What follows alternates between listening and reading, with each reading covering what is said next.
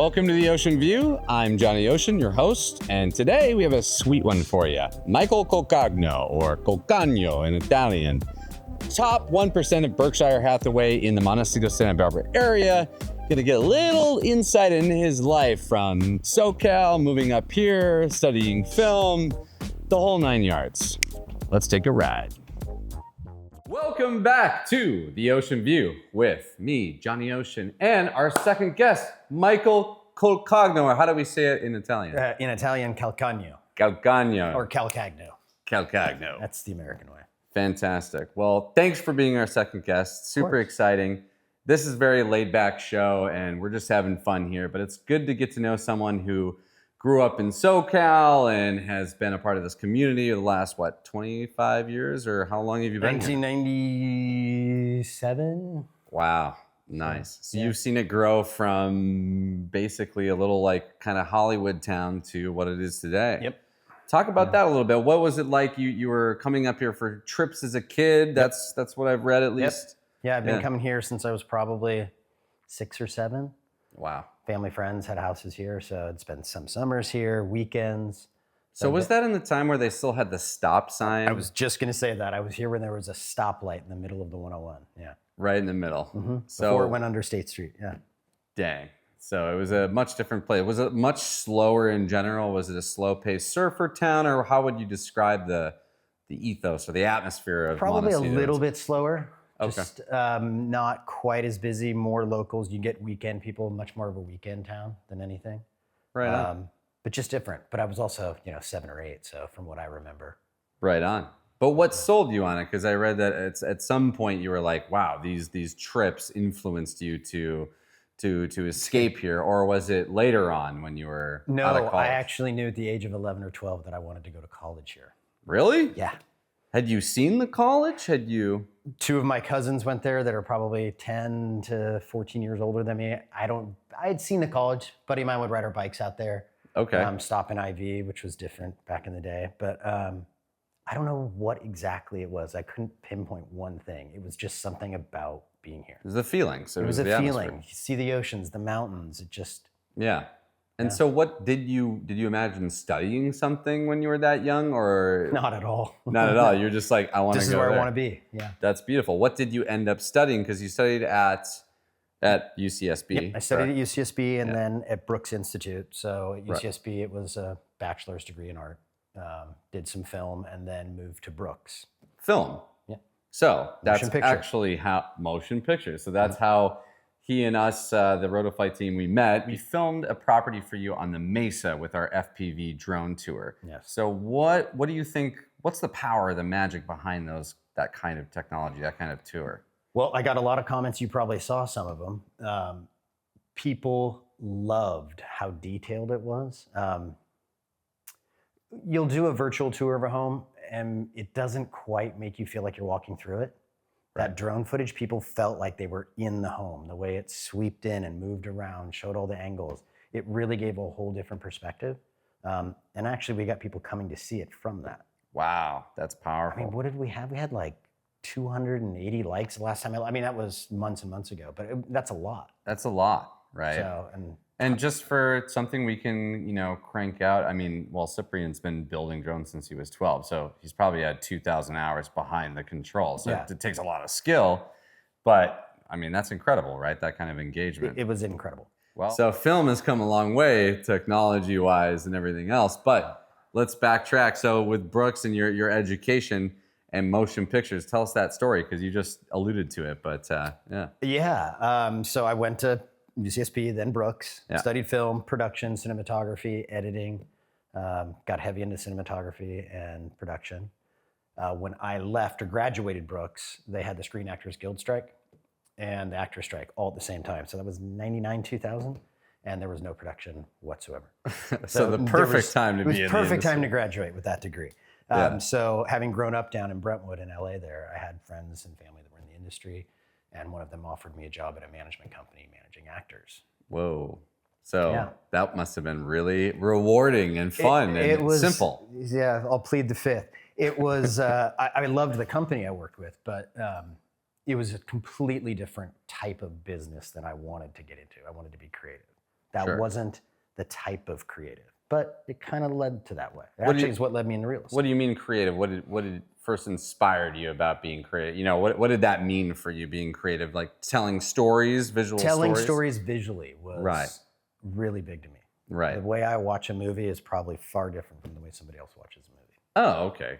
Okay. Very nice. So you mean because you break it down, you break it into shot structures or narrative structures or? Yes, and it wasn't just the film school. The film school changed the way I watched a movie for sure. Okay. Because you start picking up on technical things that they're doing in the background. But Yeah. the way that maybe someone reads a book and visualizes something Right. is the way I take a movie. I can see the pictures, the emotion, what the director was going for, the music that's hitting, the editing cuts. And, Sure. And since a kid, I was always that way. Okay, so these skills or this perception you had, did that influence your real estate career at all, like later on, or did it give you just any, applicable life experience in that way, or? I think it probably influenced the way I market, the eye that I have for that. Right. I don't know that the actual creative side in that sense Sure. played too much into real estate. Sure. The business side of managing actors and how you can get creative with negotiating contracts and things like that Oh yeah. is a different kind of creative, but Sure.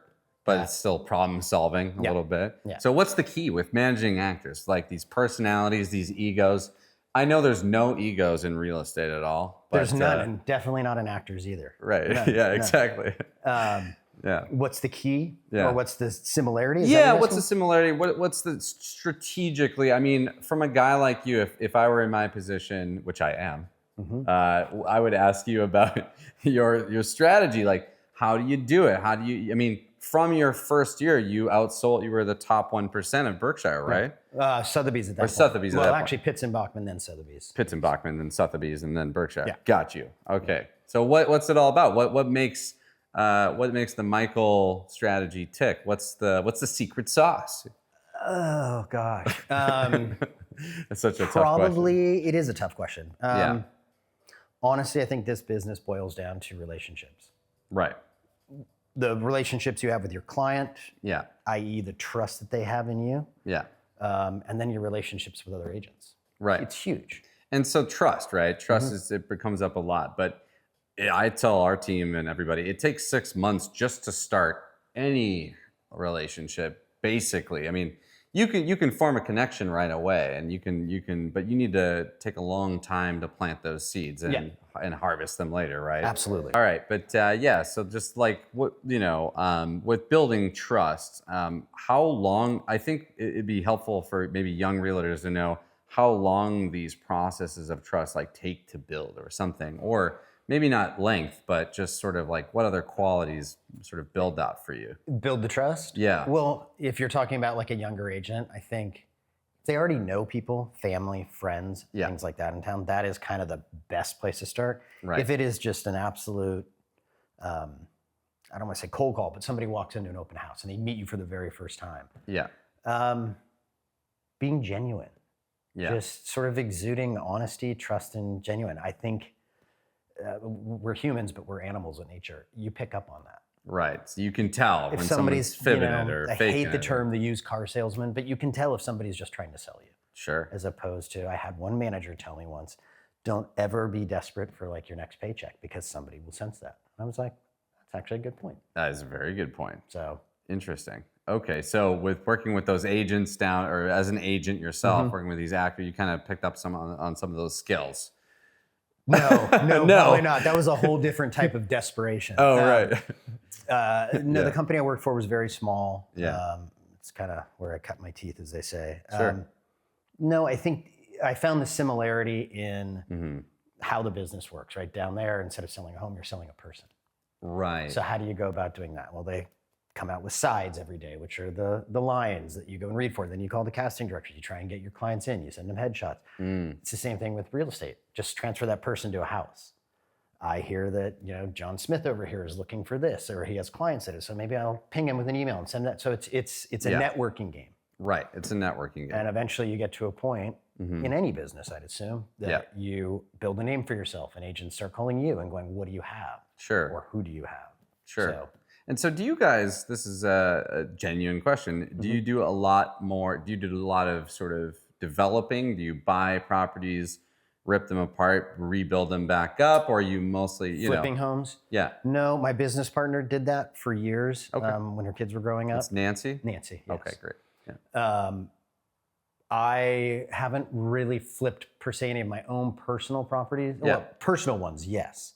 Right. But no, I'm typically out. We have tons of clients we work for that's what they do. So we find them the houses, we help them design them. Right. But personally, myself, I'm too busy selling real estate. Exactly. Yeah. Exactly. I'm just always curious because some people are really they started heavy on development side and they kind of stick to that. And they stick to that. Exactly. You kind of have to pick one or the other. You can't have your hand in too many baskets. Okay, well that's something good to touch on. Actually, I've been talking with a lot of realtors about mixing commercial with residential. How does that work with you guys? Do you do commercial? No. Didn't think so. No. Okay. I mean, and why not? It's just the same thing. It's focusing on your domain. It's a different animal. It's a different networking group, different numbers games, whole different types of inspections, contracts. You can't, like I said, you can't be an expert in everything. So you refer it off to the expert. So we refer them to commercial agents that we like. Perfect. So, Perfect. Pass them on to the guys who know. And vice versa. No, that totally makes sense. Yeah. Interesting. So what about social media these days? Because, I tell people like it clearly isn't necessary for everyone to be the top of their game social media wise, to be in front of the camera where most people aren't comfortable, even if they're well spoken. Right. Thank you. No, well, you're well spoken, but like no one really wants to be on camera all the time, so. I don't mind. I just don't want to see it. Yeah, right. Yeah, exactly. As far as I'm concerned, there are no cameras here. Yeah, exactly. Right. No, that's great. But how do you imagine, is this really changed the market, or do you just think of it as it's added another layer? Or how do you talk to your team about it? How do they interact with social media? What is it? Well, to be fair, yes, first it has changed the game. Okay. I think it's added another layer. I think it's enhanced it quite a bit. It's just a natural progression. Everything changes. If you go back to real estate 40 years ago, it was totally different. Right. But yes, we are active on it. Yeah. I personally go on it to look at memes of singing monkeys. But we do have a marketing team. It's highly important that you're out there. It's a free sense of advertising. It's free. So whereas before, 15, 20 years ago, you're spending taking out $6,000 for a one-page ad in a high-end magazine. Would it work more back then in that sense? Would it have more ROI back then because it was the only thing to look at? Well, absolutely. Okay. So it was more important. It was. But now you reach a greater audience with a more targeted audience as well. So if somebody's following me, they're not following me because I post memes about singing monkeys. They're following me because I'm posting about real estate. Right. Okay. So interesting. You're getting a more targeted market. It's quick. Yeah. People don't want to read a whole paragraph in a magazine. They want something quick, and it's a 30-second or 15-second bite on a house, and they're like, oh, like the one you filmed for us. Exactly. We got so many hits on that. Yeah. Thank you, by the way. No worries. No, I mean, that's our bread and butter now, just because we could show off an entire house with our drones in a minute, which is, how could you do that 15 years ago? Right. It would be impossible. No, you have a crew and you'd be out there for 4 days. Yeah, exactly. That would cost you $25,000. It cost you $25,000, and maybe it would help you sell the house. Right. But maybe. Yeah. So maybe it's kind of de-risked the whole advertising thing, lowered the cost, but it's also easy to get lost in the morass of all this stuff going on. It is. Right? I will tell you, it's also helped agents build a reputation that they wouldn't have been able to do, or would have taken them far longer. Sure. Well, our first interviewee, Jose Montes out of Lompoc, built his entire reputation. Now he's got 15,000 followers. And with one video, he gets 22 leads, inbound leads from a single free video. Yeah. I mean, how could you have done that with Impossible. Impossible. Yeah. So. Word of mouth doesn't spread that quick. Right. So. Okay. Nice. So maybe let's switch gears a little bit. Okay. You're a surfer. Ex-surfer. Yeah. Ex-surfer. And you have 2 kids. I have 2 boys. Was it 11 and 14? 12 and 15. 12 and 15. Yep. So how has fatherhood changed your whole life and real estate, but just in general? I mean, that's a typical question, right? But I'm looking forward to have kids someday. What? And I live where you live now. So what's it like? How's it changed? Well, being a single dad, sure. Time management is extremely important. Right. Right. You also, you'll hear people say it, but you don't know love until you've had a child. Right. So it changes your whole perspective, and actually home ownership. I mean, Oh, okay. when I knew that my ex-wife was pregnant with our son, I mean, I kicked into overdrive. I'd already owned 2 places in town, but they were investments. I mean, something just drives you. Gotcha. And I would assume it's the same for a woman. It wouldn't matter. You want to have something. You want to have something, and you want to like nurture it and grow it, and it's your own little AI. I mean, it's your kids. It's part of you, right? 100%. So that's crazy. It changes your outlook on life quite a bit. But you don't need motivation after you have kids, right? It's an unlimited different source. type of motivation. Yeah, right. Survival. I've been trying to tell my business partner, have kids, because you'll have 9 months to grow our business 10x. Yeah, exactly. So it does motivate you. That's for sure. Nice. And do they like you? Do they know what you do? Do they understand kind of what it's all about? Are you trying to inculcate them with this Calcagno? No, they both have always said they want to work for me. Okay. My oldest has probably gotten smarter about that now. He is interested in finance and or real estate development. Wow. So great. And my youngest still says he wants to work for me. Wow. So awesome. We'll see. Now, sports cars. Are we into sports cars? Do we like cool we cars? Love sports cars, yes. Okay, what's the brand? Classic at Porsche. Yep. I'm a Porsche guy. Okay. I have a classic Porsche. 911? 912, a rare 912. one. A 1968 912 Targa soft window. So amazing vehicle, eh? Yeah, so I restored the whole thing. You did? I had You had it restored. I paid for it. Okay. You never know. It was restored by a guy that takes cars to Pebble Beach, actually. Oh, no kidding. So okay, so maybe we'll see it next year if you. No, I didn't go that far. I didn't go concourse with it. Okay. But I mean, it's sure. It was acid dip the whole thing. Ooh, awesome. So, okay, well, cool. So wait, what color was yours? Sorry. Slate gray, the original Porsche slate gray. Ooh, that's with red pretty. Interior. Red interior.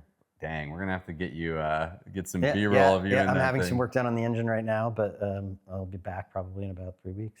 Perfect, Michael. You can film it anytime. Perfect. Awesome. Okay. Thanks for being our second episode of The Ocean View. You're welcome. It was a pleasure. Thank you. Yeah, absolutely. Heck yeah. And we're a wrap.